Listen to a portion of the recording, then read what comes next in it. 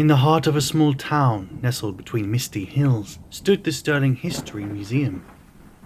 Its imposing facade casting shadows that seemed to dance in the flickering streetlights. Inside, among the relics of bygone eras, was a statue shrouded in mystery. It depicted an ancient deity, its stone eyes gleaming with an otherworldly aura. On one stormy night, as rain lashed against the museum's windows, the 6 night guards patrolled the silent halls. Each step echoed ominously as they made their rounds, their flashlights cutting through the darkness. Unbeknownst to them, the air grew heavy with a palpable sense of dread. As the clock struck midnight, a low rumble filled the museum, vibrating through the floors. The guards exchanged uneasy glances, their nerves on edge. Suddenly, the statue at the center of the exhibit began to stir, its stone limbs creaking with ancient purpose. With a thunderous crack, the statue shattered its stony prison, revealing a monstrous form hidden within. Eyes glowing with malevolence, it turned its gaze upon the guards, who froze in terror. In a blur of motion, the statue lunged forward, its stone fists crashing into the first guard with brutal force. Bones snapped like twigs as the unfortunate soul was crushed beneath the weight of the ancient deity. The second guard, paralyzed with fear, barely had time to scream before the statue's hand closed around his throat, and silencing him forever. Blood pooled on the marble floor as life drained from his eyes.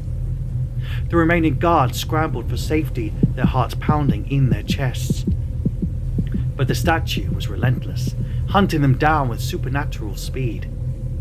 With each swift strike, it claimed another victim, leaving behind a trail of carnage in its wake.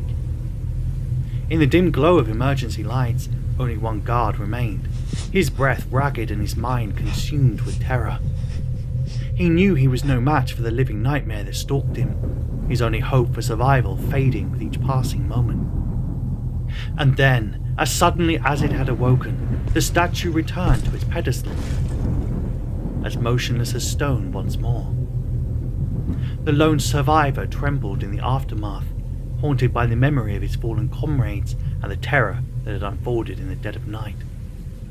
As dawn broke and the storm subsided, the museum stood silent once more, its secrets buried deep within its walls.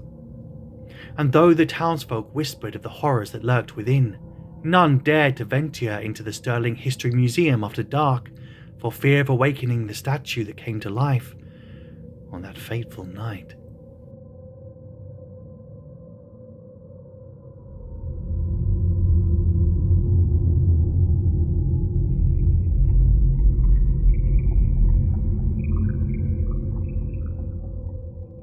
"Thank you for meeting today, gentlemen," the chief neurologist said. The director of the London Underground sighed, tipping a fifth sugar into his hospital canteen coffee. The Scotland Yard detective could not help thinking he looked like the Fat Controller from Thomas the Tank Engine. 6 men have recently taken ill on various London Underground lines. All have presented with locked-in syndrome. "I know what you're suggesting," the controller replied. "There's some sort of infectious or chemical agent present in our carriages. Well, it can't be ruled out. Do you know what would happen if the public got wind of this? The Tokyo subway system barely recovered from the sarin attack in 1995. We shouldn't mention terror," the detective agreed. He also recalled with fear the 7/7 bombings that plunged the city into chaos. The neurologist bit his tongue. They both apparently had short memories, for he still had patients with long COVID. "Anyway, I have consulted another doctor, and he informs me the most likely cause of locked-in syndrome is a stroke in the ventral pons." "True," said the detective. "But 6 people in 1 month, all on the tube. That's a pattern." The controller took out a coin. "I bet it's not long till I can flip heads 6 times. It's just random chance." "I see we're not getting anywhere," said the detective. "Yeah, and I have places to be," the controller said, shaking hands. "Do you mind if I take a look at the patients?" the detective continued, and the neurologist led him to intensive care. "Good," the detective said. "He looks like he's made of stone." "Oh, not entirely," said the neurologist. "We suspect he still retains some degree of cognition." "And the prognosis?" asked the detective. The neurologist shook his head, leaving the detective to study the man. He was young, seemingly healthy, although not of English descent, but the word that stuck in his head was terror. The man's phone was on the nightstand. The detective glanced over his shoulder, picked it up and brought it to the patient's immobile face. The screen unlocked, opening on the last image, and the detective became the seventh victim. On the packed 1723 Underground service on the Elizabeth line, commuters crammed the tube car. The businessman glances at her. She's young, his daughter's age, but he still has it, doesn't he? No. He threads his way through the crowd until he is standing beside her. The girl has dyed blue hair, nose piercings and sleeve tattoos. A bit classless, he thinks, even if they do depict Greek goddesses. She's wearing a skirt to her knees, and he bends down as if to tie the laces of his brown Brooks Brothers brogues. Discreetly, he snaps an upskirt. He disappears back into the crowd and looks at his photo. Instantly, he shuts down, freezes, collapses. Victim number 8. The girl with the blue hair departs the train as screams go up. She readjusts her skirt. She would not like an innocent person to accidentally see the tattoo of Medusa on her inner thigh.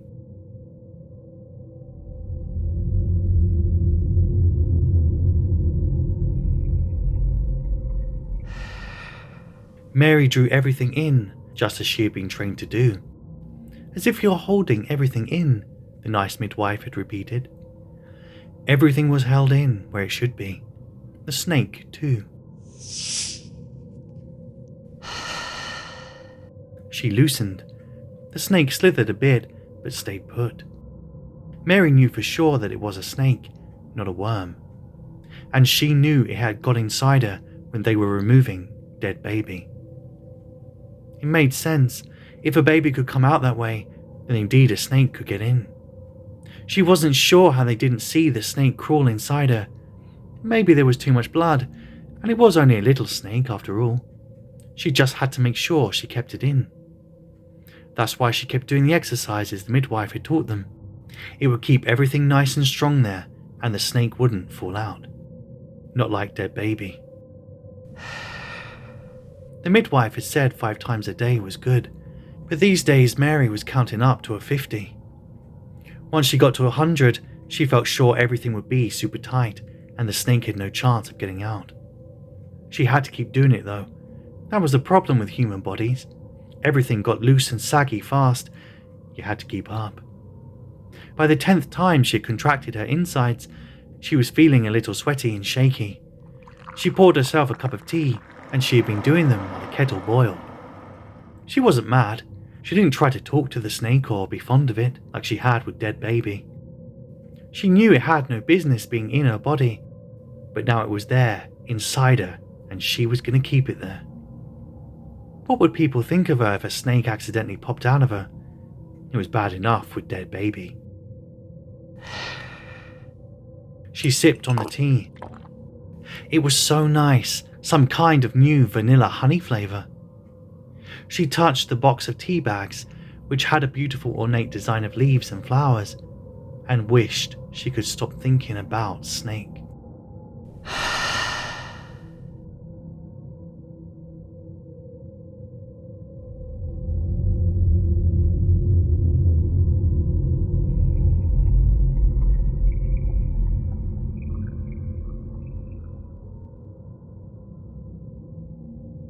Today, I woke up feeling different. I followed my routine by cracking my right and left knuckles, but something didn't feel quite right. In the shower, I bumped my right shoulder against the wall. I balanced it by bumping my left side, but it only made me feel worse. I got dressed and went out. On my way to the train station, I noticed people with their brains floating above them, tethered to their heads by a thin string. I tried not to focus on it, but today it bothered me more than usual. Nothing new about this, I repeated to myself. I see this all the time. If the strings interfere with any surroundings, then they would disconnect and their brains would fly away, and I can't let that happen. Sometimes my eyes emit a laser that shoots out and hits anything I look at. Today they were present. I worried my laser eyes would sever those fragile connections. I have to look away, I said to myself. And so I did. I closed my eyes. Now all I had to do was get to the train station. While rushing there blindly, I bump into a person. She fell down and cracked her head on the pavement, and now the right side of her head is bleeding. She's still alive. I breathe in with relief. But my compulsions have enslaved me more than ever today. I get down on my knees and grab her head. Barely conscious, she looks at me. I can sense the fear in her eyes. I turn her head to the other side and then bang it on the ground. That's much better. Whilst doing all this, I failed to prevent my laser from cutting the string binding her brain to her head. And now her brain is floating away. I have to bring it back. I focused all my energy into it. I tried to force her brain back into her head. I squeezed it so hard into her until it felt just right. I stand up, but then it sinks in. I must have killed this woman. She isn't moving. I begin to panic. My compulsions feed on my fears and escalate. I run away. I take a right turn. It's another area in the station. I cannot control myself at this point. I must take a left. Then again right and then left. Right then left. Right then left. I reach an unfamiliar train stop. The train is coming. It's on the right side of me. On the left is a group of people. Mothers, fathers, children. I cannot let myself hurt them. My lasers are going crazy now and bouncing off of every object in the area like light reflecting off a mirror. All their innocent brains are floating away. I've managed to hurt them all. I hear the train siren. It's coming. I have to save these people. It's coming quite fast. I'm faced with a horrifying decision, but only one choice remained. To step to the right.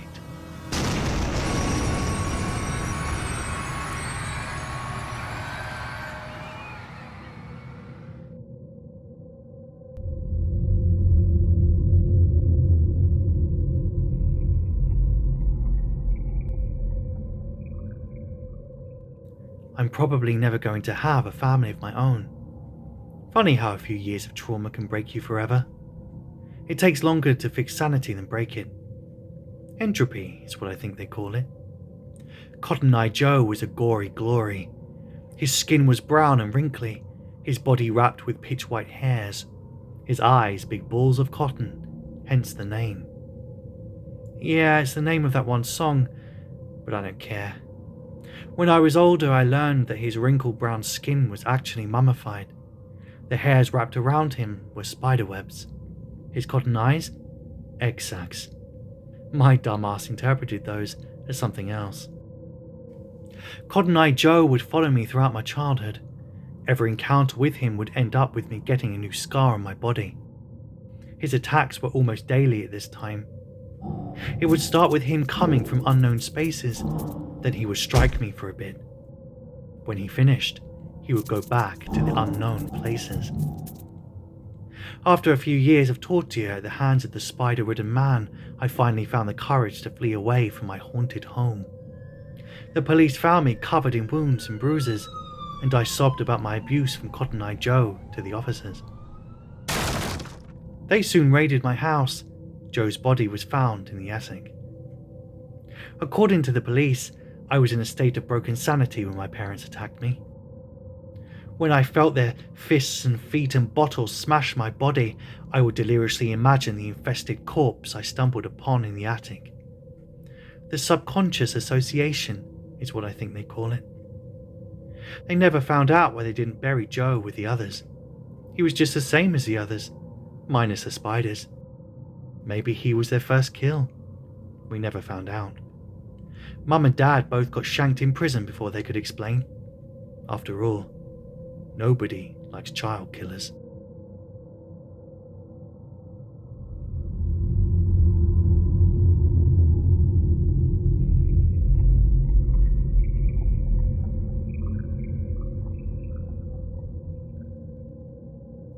If you are reading this letter, then I and Edith are together. This is my final testament and confession. We fell in love in the summer of '86. I was timid and unsure. She was a hurricane made flesh. I was in awe of her every thought and action, lost in the repercussions. Our son was born in 1991, and the twins in '95, but the sickness came in '97. I was petrified, but she never showed fear, even as her limbs became stiff and she lost her voice. Edith died in the winter of 2002. That is when she regained her voice. At first I thought it was grief, then madness. But in time I came to accept that it was real. She came only when I was alone in the dark at night. The first year was difficult.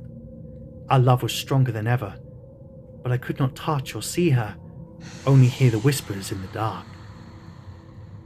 I had a car accident in 2004. I only sustained minor injuries, but the couple in the other car died instantly. That is when Edith possessed the woman. The corpse spoke to me with her voice, instructed me to touch her. I hobbled out of the mangled car and gently caressed the corpse's bloody cheek before Edith departed. The act poisoned both our souls.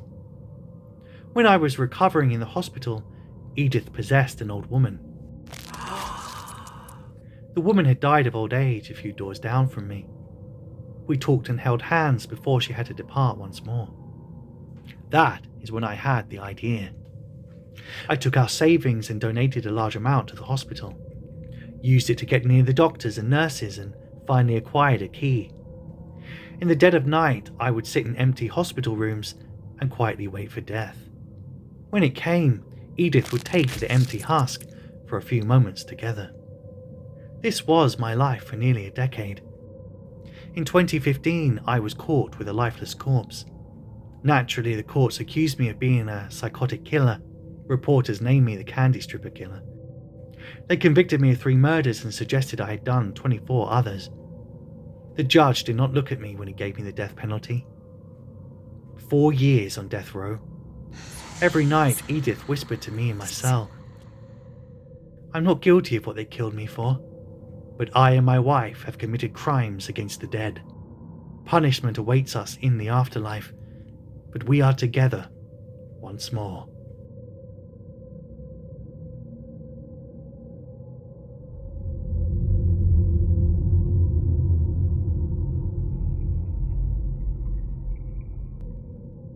When we found signs of an alien civilization, domes with definite spectra of high-level synthetic materials and carbon fibers, we said hello, and as a sign of peace pointed to discoveries that would have been too far away for their planet to see. We were near a massive black hole. They were not. We could precisely map out its structure. Outside of the event horizon, they could not. We gave them our technologies. We avoided weapons, but surely they would know of nuclear fission. We explained a fission reactor and the dangers of using that as a bomb, of radioactivity and isotopes over a terabyte burst. It took 10 years to travel there and back. In response, they offered their science, and at least 50 years more advanced. How to create antimatter and wormholes, a general theory of physics. And the last part was speculation. Near-free energy, reversible computing, quantum ways of simulating consciousness in a feasible time, and recovering hypothetical beings out of people's writings and the memories of those who knew them, out of even fiction itself. The news spread.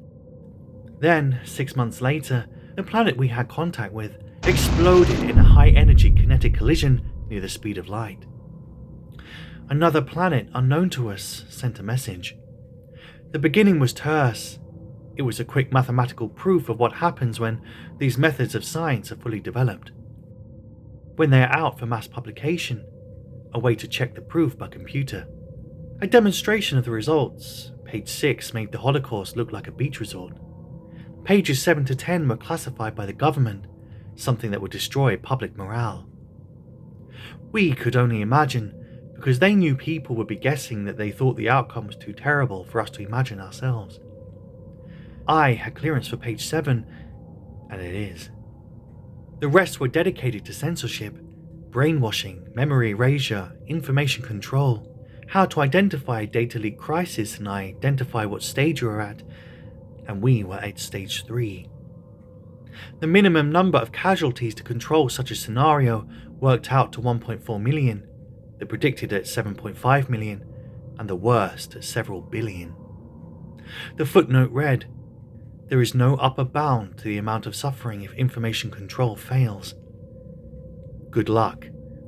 What we did there was an act of mercy. They failed."